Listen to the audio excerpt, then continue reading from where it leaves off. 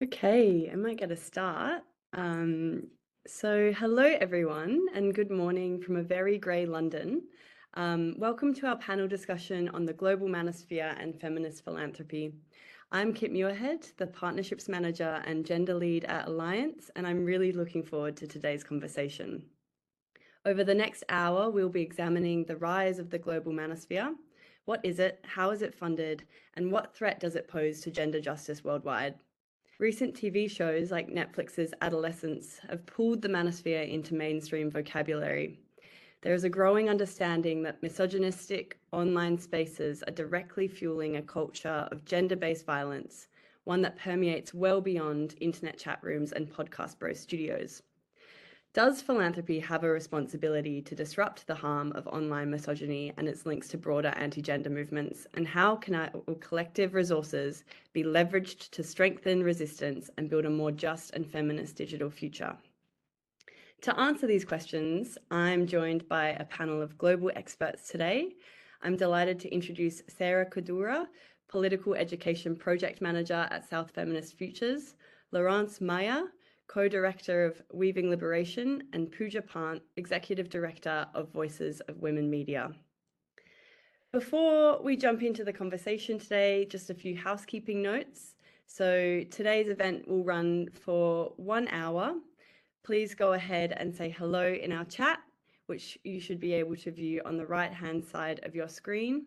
We'll also be taking audience questions today in the Slido app, which is separate from our main chat. So make sure you get your questions in here and upvote other people's questions. If you wish to activate live closed captioning in English or a language other than English, you can do so by clicking the CC button at the bottom left-hand side of your screen. And if you can't see this button, look for the button with 3 dots. If you have any issues with accessibility or communication, my Alliance colleagues are here to help. So you can message them directly in the chat function or email them at alliance@alliancemagazine.org.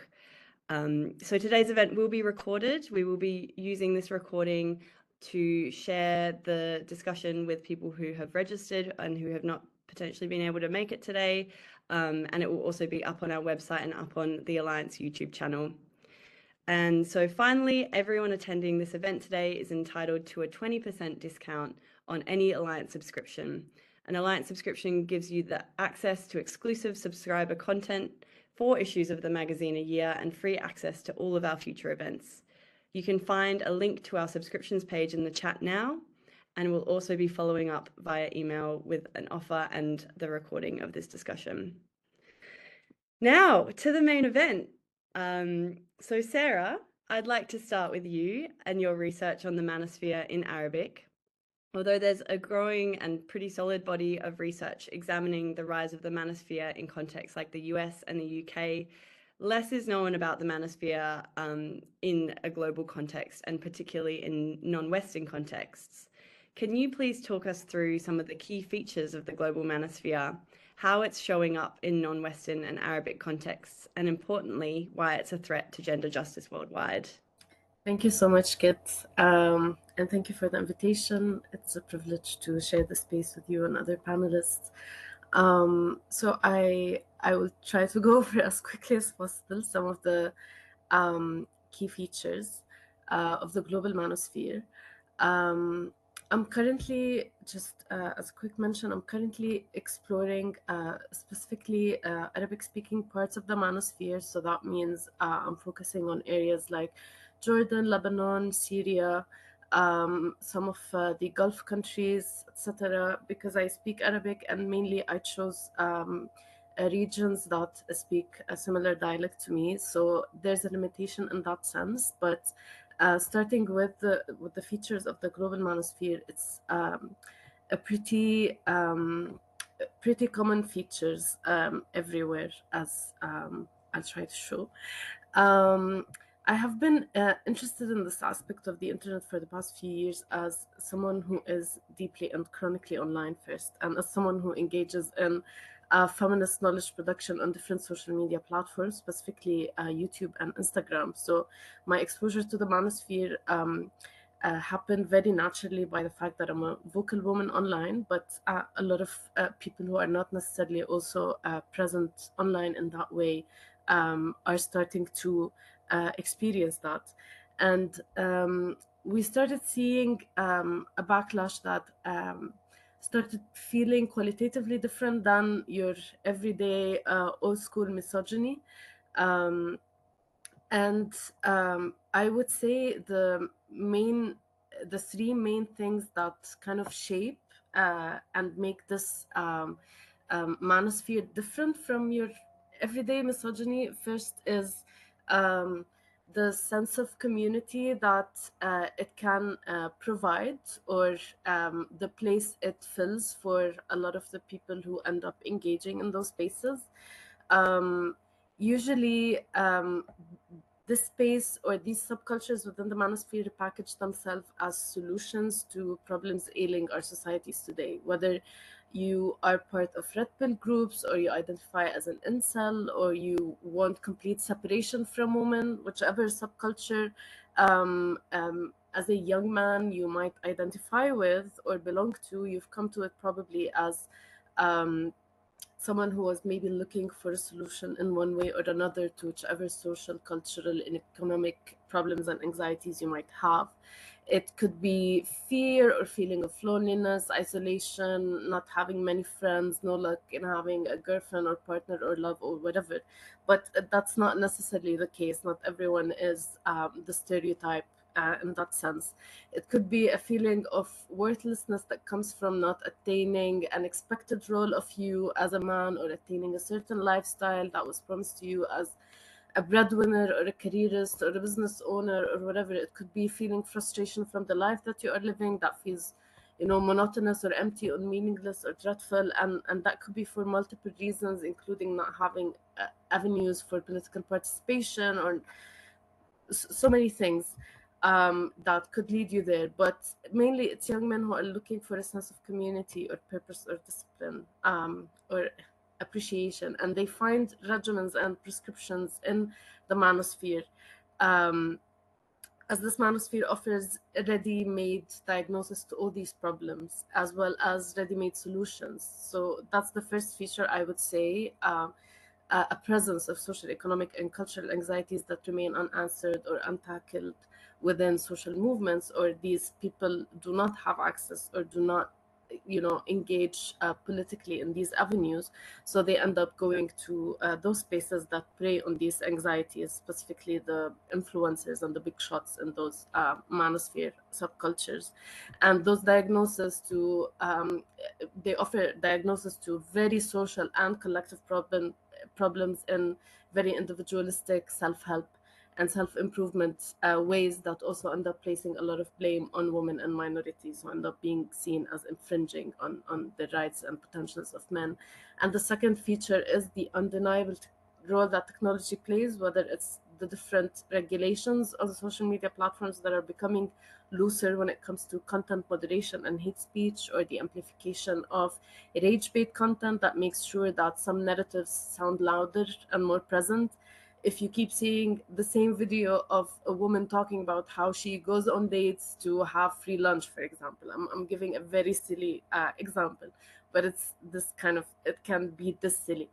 And you keep seeing this video everywhere, and every time you go and see the comments and what people are saying back and forth, you might be bound to think that this is a real issue, and that women only date so that they can have free lunch or whatever. It's, again, a silly example, but this is the kind of stuff that gets repeated, retweeted, shared, commented on, torn apart, until it becomes a reality and a narrative is created about how much of a common thing this is.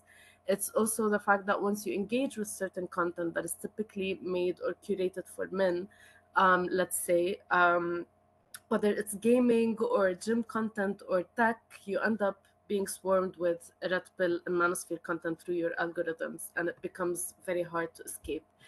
And the third and last feature I want to talk about is monetization and the place that money and finances play in all of this, with a lot of platforms becoming so aggressive with monetization. And at the same time, the content that is most likely to be shared, as I mentioned, or engaged with is the more controversial rage baiting content. That means we have a loop of content creators who create manosphere content on women, women hating, anti feminism, homophobia, transphobia, how to become a millionaire, all of these things together in one package, and they got a lot of exposure, and they do streams and they make money off all of this content. They get richer. They preach about how to become rich. That often does not include content creation.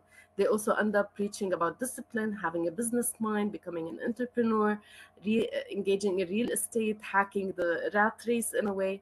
So you don't end up like your loser, broke friends. So they emphasize a lot of values of hyper independence, but somehow that doesn't include the unpaid labor of the woman in your life.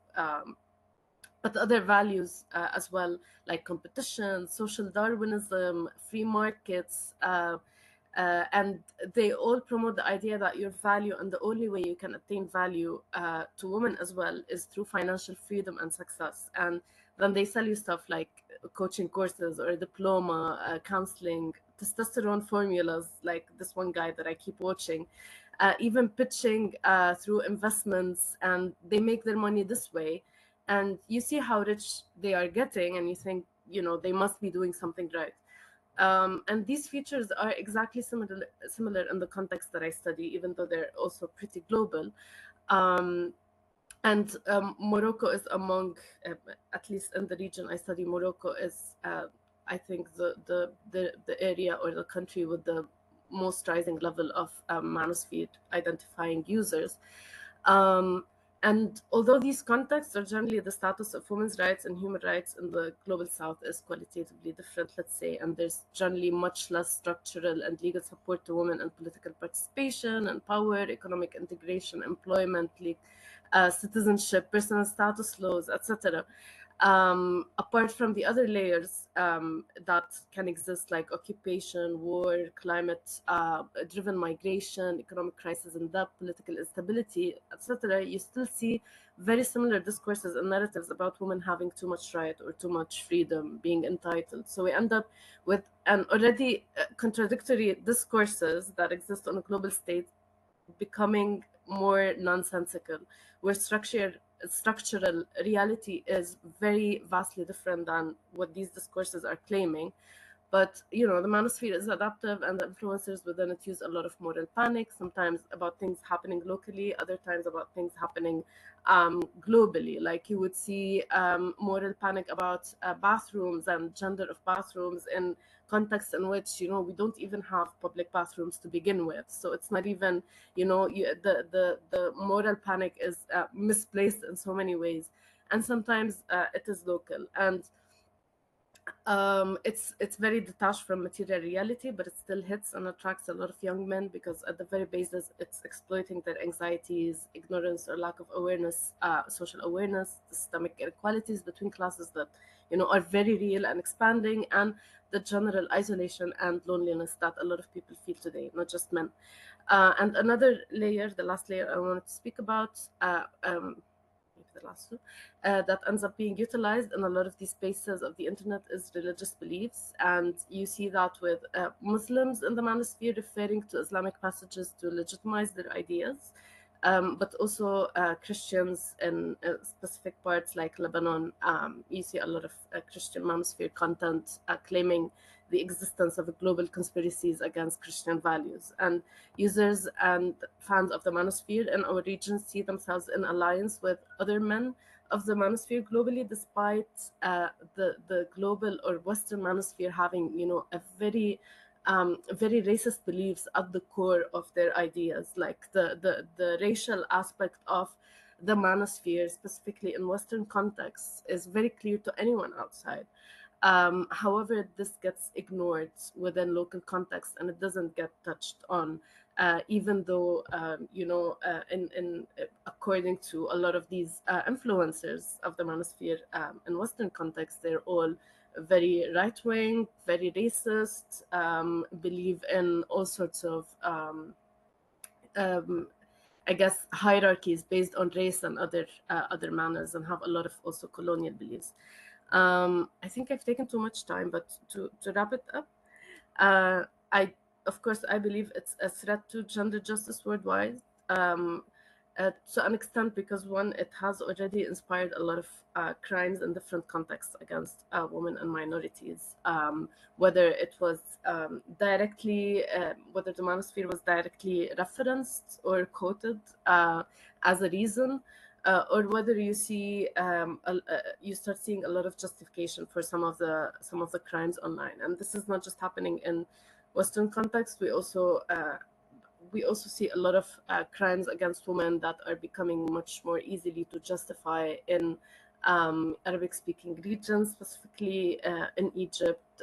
We get a lot of justification for crimes against women who say no to a date, who, you end up seeing particular narratives and discourses that really are very visibly similar to what you hear and what you see on the manosphere.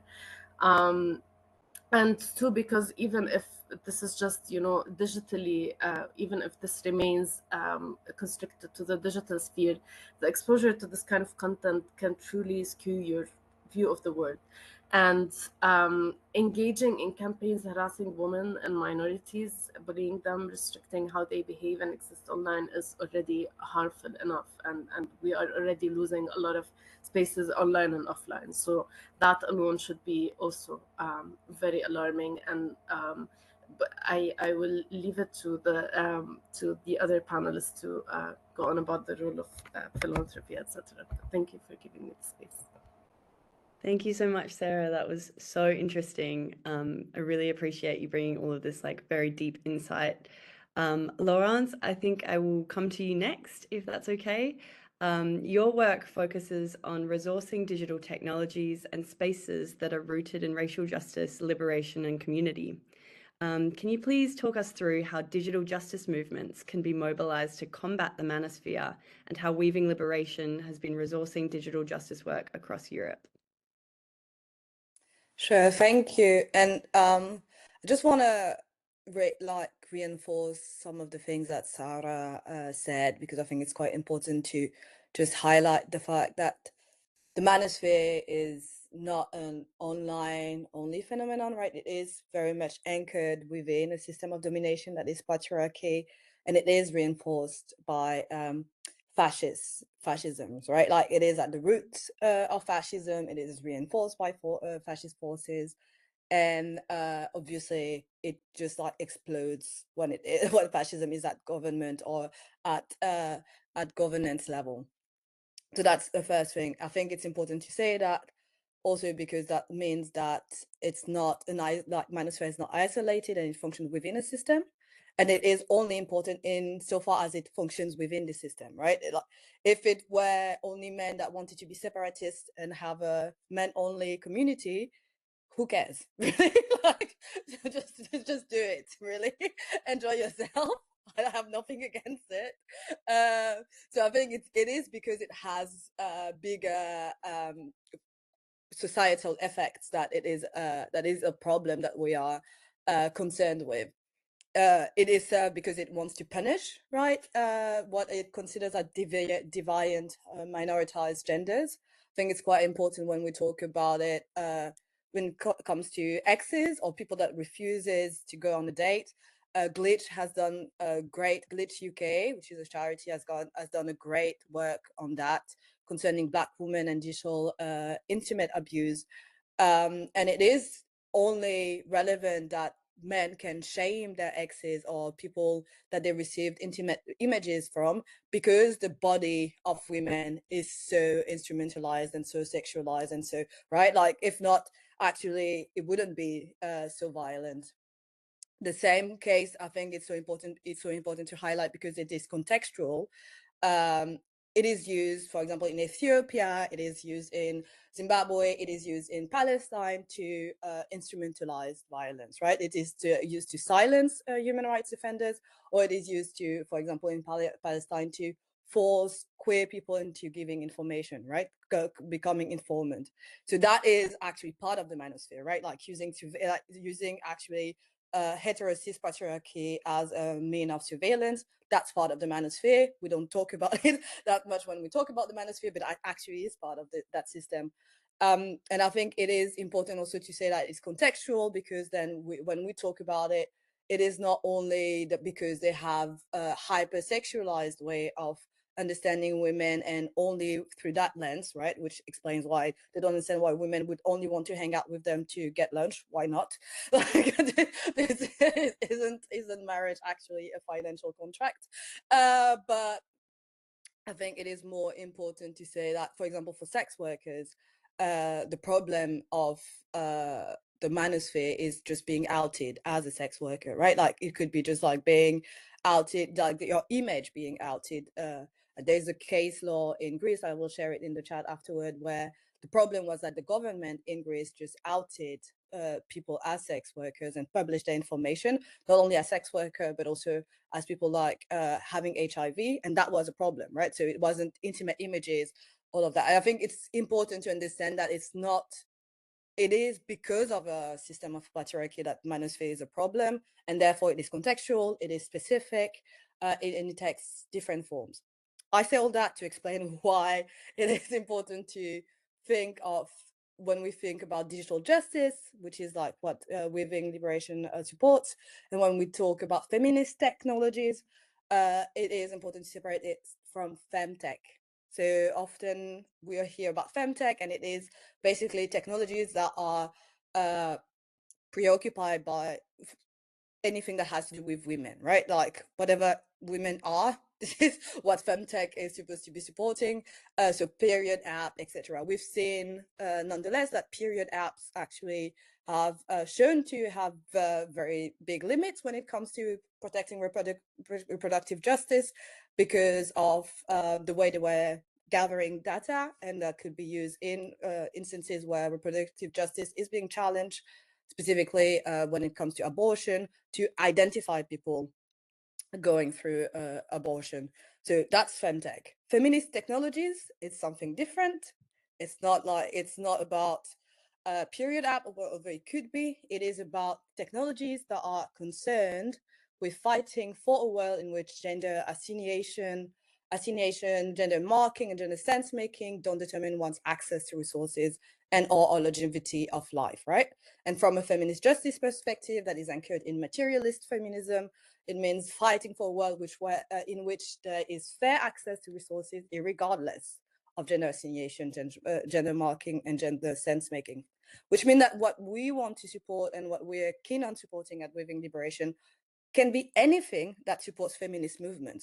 And it is predetermined by the value of feminism, rather than like actually what the tech is concerned with in terms of like supporting period app. Nothing against period app in and of it themselves, but just to say that.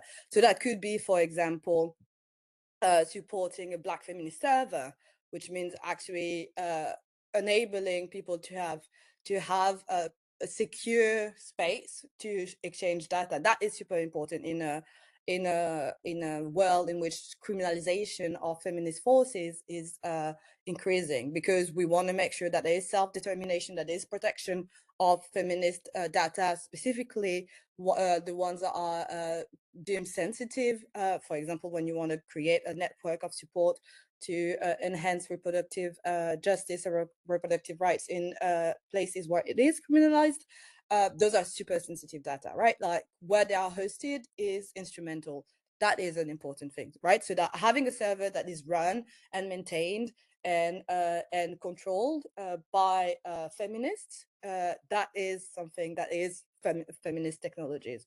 But it could be actually developing a sound system for a community event, right? Like having a project of like collectively developing a sound system because of all of the the use that movements have of sound system, right? In protest, but also like for family gathering, but for community gathering, but also XYZ.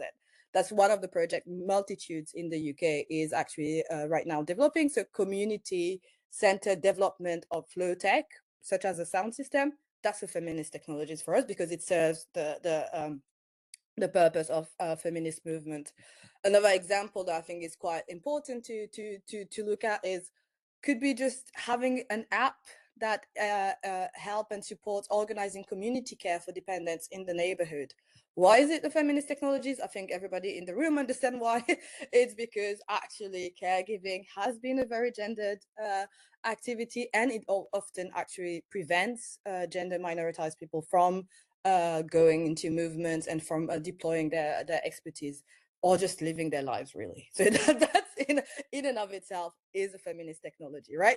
So I think that's just to say the difference between femtech and feminist technologies, that is super important, because it's for the feminist movements to determine which tech they need. And it's not like for an external eye to say, it's because it takes care of women genitals that it is a feminist technology. And therefore how to identify, and I know I've a bit turned your question, but I think it's important to give cues to think about, like, instead of trying to identify, okay, what is digital justice, there is like key questions I think are helpful to just like look at when we think about, okay, are those feminist technologies? One question I think is quite useful is it using you for your data, or is it enabling data self-determination and data collective stewardship? So is it actually making you the product, or is it helping enhancing self-determination, bodily autonomy also in the digital space? Those are feminist values. And is it like enabling collective stewardship of data? So actually understanding that collectively we can decide how those data are used for which purposes and how they are maintained and conserved.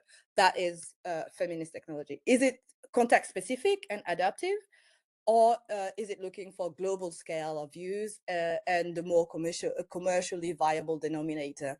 Important, for example, when it comes to health tech, often like people are trying to develop tech that are so-called, again, film tech. What they're trying to do is that to make it commercially viable. So they're going to look at who is for whom is it the most marketable.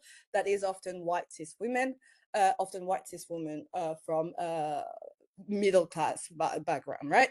So that actually excludes a lot of people. That is not context specific. That is often unhelpful, and it actually enhance health disparity and put minoritized genders that are racialized or disabled at risk. That, for example, not not very helpful, not feminist technology. What is very helpful is actually context specific, that looks at, like, in certain neighborhood, because of the way of the distribution of inequality, how we build those technology in that neighborhood with those data, like look at having community projects to collect those things, looking at the patterns of health and sickness, and trying to create a technology that helps those community. Smaller scale, low tech, actually more helpful than the bigger tech, right? That's something that is helpful. And the last one, and I'll end on that, is it based on and increasing the exploitation and displacement of other people, among the gender minoritized people, or is it challenging structures of exploitation that affects minoritized genders that the harshest in all contexts? I think that's the one thing, is that, like, tech, again, is not outside of a system of exploitation. It is part and parcel of a system of exploitation.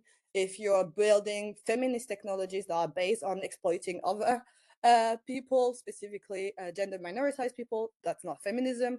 And so actually looking at, like, the process and the production, the method of production of the technologies are helpful. And those are guiding questions that actually nourish how we think about digital justice, the work we want to support. And I'm just, like, sharing that because I know there are, like, some foundations in the room. So just, yeah, thought it might be helpful for the audience. Thank you so much, Laurence. That was also so in depth and so knowledgeable. Thank you so much. And that distinction between, femtech and feminist technology is super helpful. So thank you. Pooja, we'll come to you next for a view from Nepal. How has Voices of Women Media been promoting gender equality and healthy masculinities through media and narrative change? Hello. I feel like I need to really speed up the way I speak because of how fast Sarah and Laurence have been talking, and I'm like, oh no, I'm so slow. So I'm gonna try my best. So Vow Media, since our inception, we've been focused on creating and sharing work around countering harmful gender narratives, both in the online and the offline world. And adding to what Sarah and Laura's just said, yes, the manosphere doesn't only exist in the online space, but it's actually very prevalent in our society, in our homes, in our educational institutions, everywhere that we exist. So it's just kind of something that carries on online, and we recognize that when we work within the community. And so um, our work has been focusing on how feminist media and storytelling can be used as a tool to combat these kind of toxic masculinities and anti-gender narratives that we encounter every single day in our homes, in our communities, in the larger society, in the public sphere, in governmental structures, in Nepal, in the world, everywhere, right? So our core, our media's core kind of work stems from our belief that when stories shift, then power does too. And so through sharing our stories, what we think we can do is we can fuel resistance, we can disrupt dominant cultures, we can foster solidarity, and we can ignite change. It kind of carries on. And so through the use of art, technology, multimedia, what we do is we highlight women's stories, and then we cultivate both an online and offline spaces where these stories, which were normally silenced, get shared, where these unheard voices get amplified, and where new and kind of transformative narratives get a chance to be born and to be built, around which people can connect, around which people can build solidarity and organize to build movements, so that narratives can begin to shift the powers that be, and we can begin to kind of create lasting change. This is the kind of ripple effect we hope to see in society. Um, so like our work has focused on both participatory and kind of non-participatory methods of storytelling. We run a program specific to participatory media where we train young women on how to use media tech to tell stories, to tell digital stories, video stories, which then can be used to advocate for whatever issue it is that they want to highlight, both online and offline. During the workshops, what we do is that we hold sessions where they identify stories they want to share with the world. And then, it can range from anything, something um, like online harassment or harassment in public transportation every day they face while taking the bus, or the discrimination they face at home, because they're girls, the amount of work they have to do at home. Whereas, if there's a boy child, he doesn't have to do housework. Whereas girl children have to do housework after they come home from school, not giving them time to study or, grow or go out and play, for example.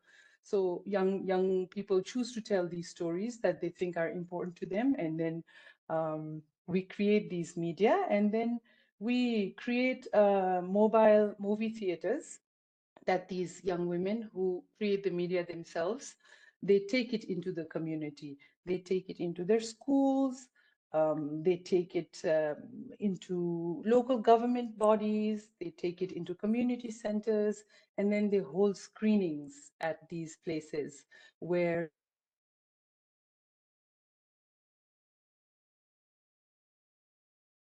they see how relevant it is to other young girls, or they argue with maybe young boys who don't agree with them, and so this creates this really interesting dialogue that happens, that they lead, because it's their issue, it comes from them, so this is like one way that we work.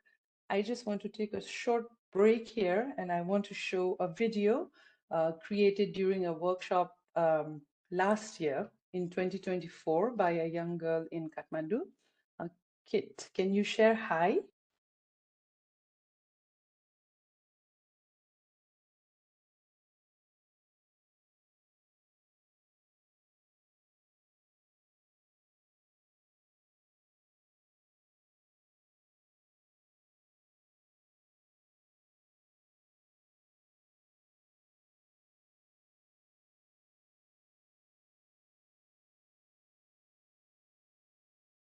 I can't hear it. Me neither.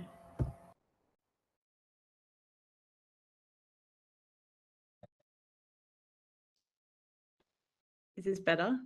I think I was on mute, sorry. Speaking of technology.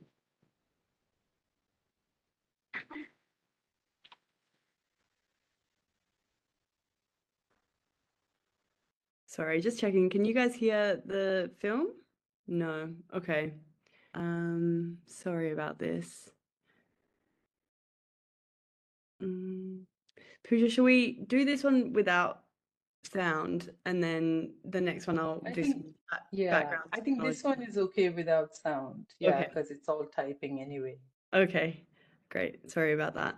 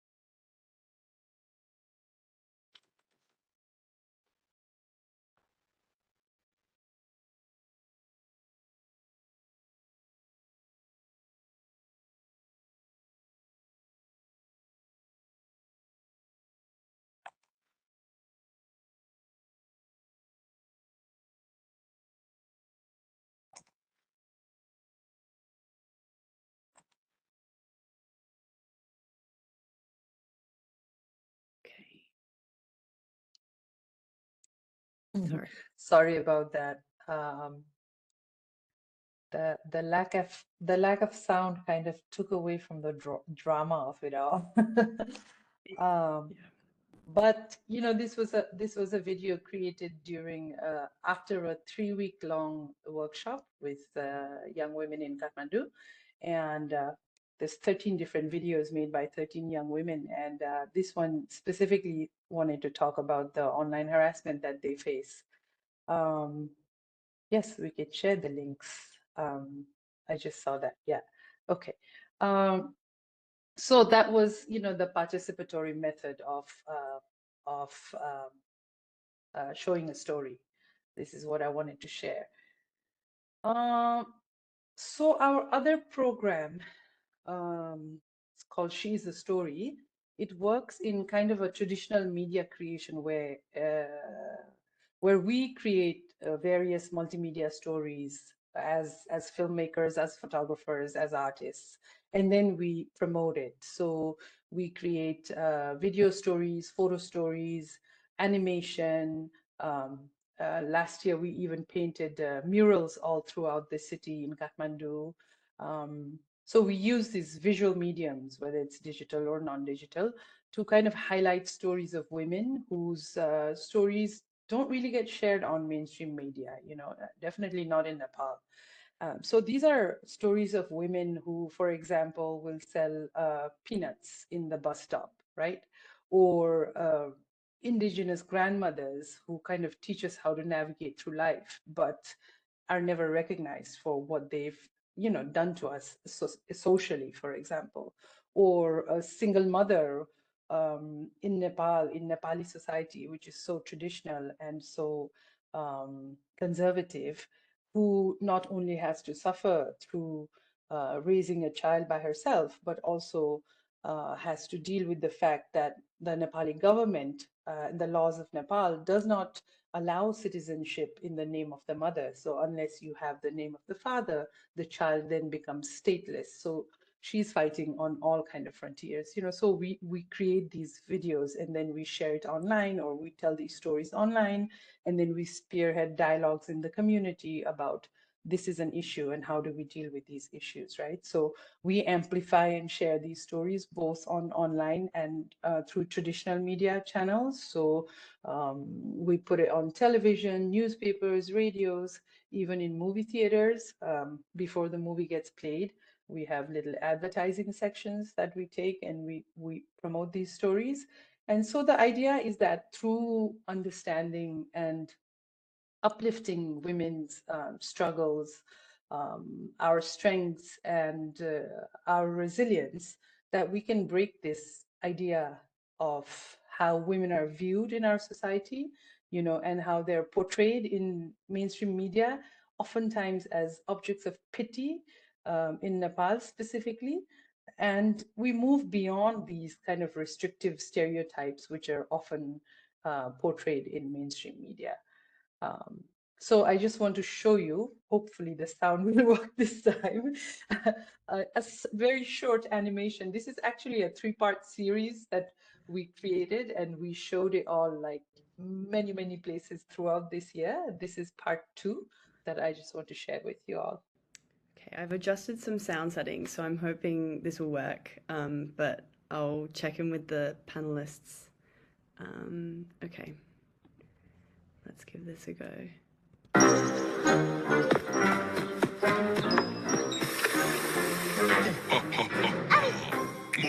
Cloud monster.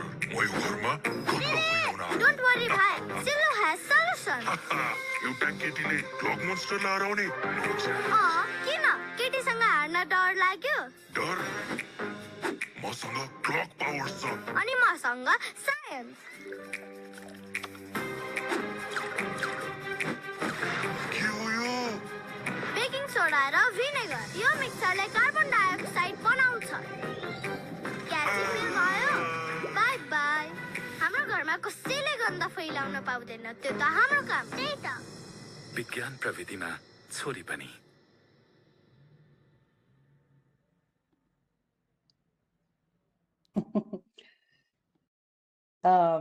So yeah, so this is the work we do mainly that hopefully adds a step in helping us to promote gender equality and healthy masculinities through working towards narrative change. Amazing. Thank you, Pooja. Those were just such fantastic films. I loved them. And again, sorry for the audio on that first one. I've sent the link in the chat if people want to go and have a look at that after the session today. I do have a follow-up question for you. So how can funders partner with local feminist storytellers to address and prevent online anti-gender narratives?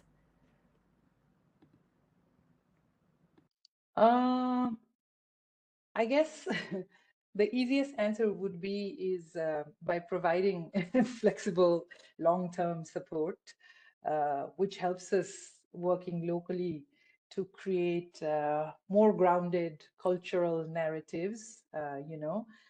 Change is not a linear process, so it takes time. And I think funders understanding that makes a big difference in the way that we work. It would also help if funders played a role not just in providing financial support, but also in amplifying the voices that we raise. Because many times local organizations are limited in our kind of dissemination skills and, international networks. So if funders could use their network, share these stories wider and wider, I think the impact can be felt on a much more global platform. And you know, it would truly help, I suppose, if funders fully understood that access to funds, network, resources does help to resist the growth of the manosphere and, you know, toxic masculinity. And they can help local storytellers, such as myself, resist it. For example, through resourcing feminist tech or digital justice spaces, through supporting locally led trainings and the creation of kind of safe storytelling spaces, or through supporting feminist narrative building workshops as a form of skill sharing, you know. So I suppose these are ways. No, that's excellent. Thank you. Okay, so time has run past so quickly, as they always do with a 1 hour webinar. So I thank you all to the panelists for your contributions so far. I am now going to open the conversation briefly to the audience Q&A. So audience, if you do have a question that you haven't asked yet, now is the time to put that in the Slido chat. And you can also upvote others' questions. So I don't think there has been a question asked yet. I do have some backup questions for you guys. I'm just going to double check the chat here. Oh, hang on. Okay. Okay, nice. So Abigail has asked, totally agree with the role of funders re flexible funding and amplifying voices, but also aware that there's a lot of money behind the manosphere and financial incentives in capitalism for that to grow. What can we do? Is there anyone on the panel who would like to have a go at answering that question? Sorry, can you repeat the question? I was copying a link. So fair. So Abigail has said, totally agree with the role of funders, re-flexible funding and amplifying voices, but also aware that there's a lot of money behind the manosphere and financial incentives in capitalism for that manosphere to grow. What can we do? I guess, yeah, thinking about Silicon Valley and how a lot of this funding is coming from those tech giants. Is there a role for philanthropy to step in there? Yes, Laurence? I think one of the things that Sarah was saying at the beginning is that there is a reason why it's working is because it offers community to people that lack community, right? And one of the things that I feel funders we tend to not fund so much is actually like that community building, that relationships work. If we understand that there is a big funding through big tech, but not only towards isolation. So the best response against that, and it doesn't need that much money, is actually like funding and supporting community building efforts. And it often isn't what is funded, right? Like what is funded is always like a report or a research piece or advocacy plan or those kind of things. But actually the response to a lot of those groups, right, is actually creating community spaces in a moment where all third spaces are non-commercial, are disappearing, to help the reweaving of relationships under other parameters, right? We don't want to just, I think there is a like we do want to transform the society, and it's like, how do you give the power for the people that have a vision of society that is a liberatory vision to create those spaces for community building, the spaces for community expansion that actually challenge the vision of the world that the manosphere is trying to enforce on us. So and that, I think, trying to match the money of big tech will never be successful, and it's actually not useful. I think trying to see what it is trying to break and what it is trying to destroy, and putting the money there is very useful. And the other thing is they only exist because we are part of it, right? Like to a certain extent. and we are part of it because we're trying, all of us, to belong, and all of us to try and find community in a moment of loneliness, isolation, and anomia, right? Like where it is hard to understand what makes sense. So like the sense making collectively is, I think, a good response to that. Completely agree. Couldn't word it better. You said it so well. Thank you. I think that also ties into the second, the question that somebody has put. How do we protect and nourish ourselves while working on these difficult issues? Is also through community. You know, through having access to community and including the community in the work that we do. I think that that's what helps us. Fantastic. Sarah or Laurence, do you, Alex's question that Pooja was just mentioning has said, you may not want to share, of course, but in case so, I'm wondering how each of you protect and nourish yourselves while working on these difficult issues. Do you have anything to add? Sarah, I read your report and stalked some of the manfluences that you kind of linked there, and yeah, it was very intense. So just being in that research constantly is, yeah, it's a great question. If you've got anything to add. I'm the worst person to ask this because I think I just got used to things. But we have a lot of resources and toolkits in the department that I work in, that I can share some of the links specifically for researchers. I don't know if there's if you're able to share links after with the registrants, because I think I'll need some time to to get those links. But because I've been online for a very, very long time, I feel like I'm at a point in my life where this has become a bit like I just log off if if things have been if things have been harsh, and that happens often. But yeah, I think for one thing that materially has helped me is just being in a different country. I have moved, as I know this is not a, this is not a solution, but it's been kind of funny how much more freedom and safety I felt after living away from the source of the stuff that I was studying, which is ironic in some ways, but there is some safety in feeling that the backlash would not materially reach you.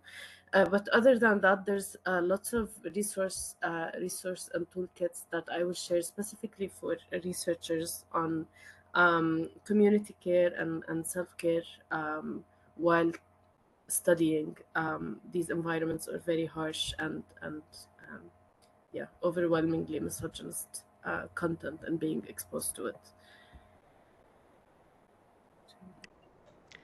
Okay, amazing.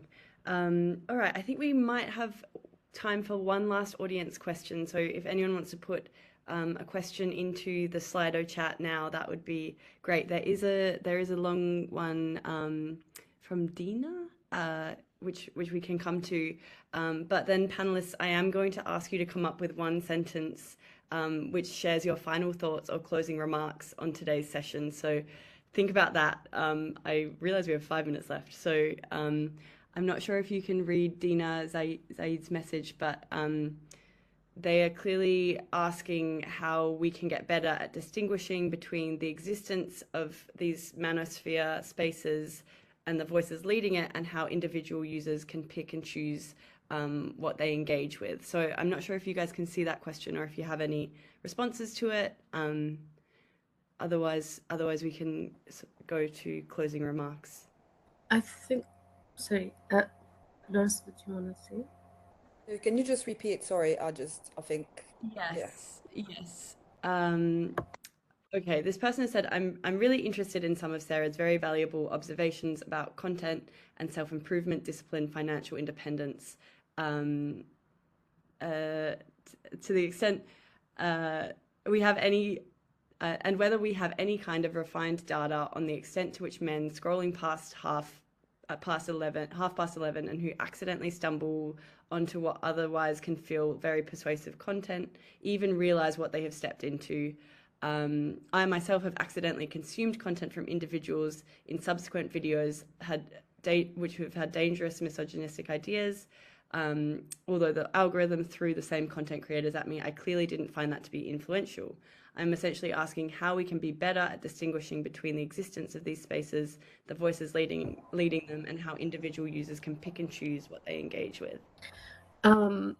I think one of the I'm going back to one of the first features that I mentioned, which is which also the my fellow panelists have reiterated in terms of the importance of community and spaces and spaces in which people can find a sense of purpose and community, and how the lack of that is one of the most, I would say, tempting features that lead a lot of people to engage with this content and to be lured by it. So I wouldn't find it, I or you, Dina, wouldn't find it influential clearly, but for a lot of specifically young men, and even not necessarily young men, but men who are not engaged in political or social spaces or third spaces, or do not have avenues for a collective action, which doesn't necessarily need to be political in that sense. It's a different thing altogether, and I think having those spaces and having people in your life who can also answer some of the questions that come up, because you when you're looking at the stuff, you become curious. If you don't know the reality of one thing, if you don't know the statistics, the studies, the structure, reality, etc., it's bound to stick with you more clearly. And if you don't end up challenging those ideas or having them challenged by someone else, they're again bound to stick with you and become part of reality. And I see that, for example, with my partner's nephew.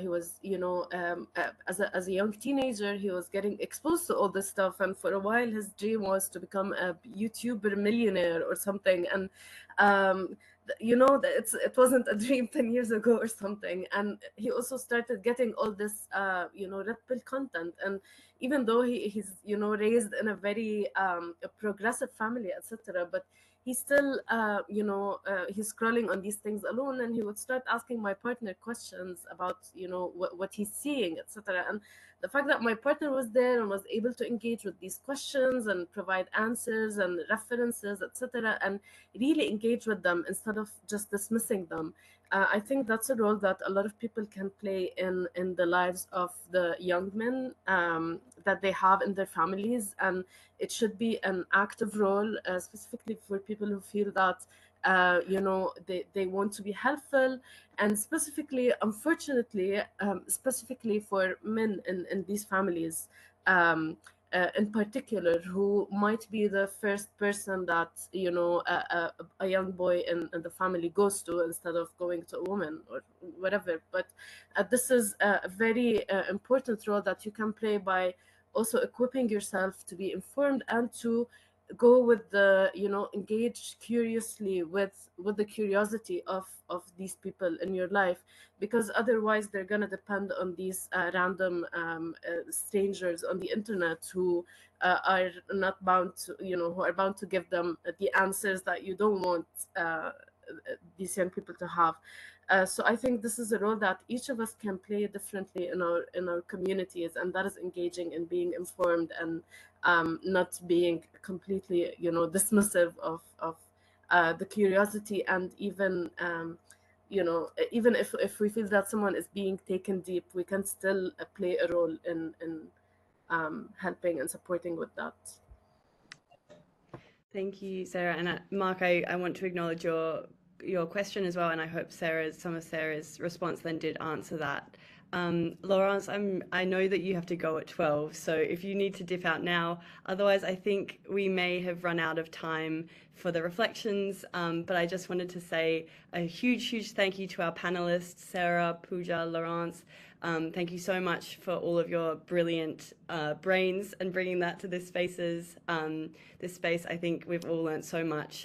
This recording will be available, and so will some of the resources that have been shared in the chat. We'll make sure that that gets to you guys. Thank you today to the Alliance team for producing today's event, and thank you all for being part of the Alliance community today.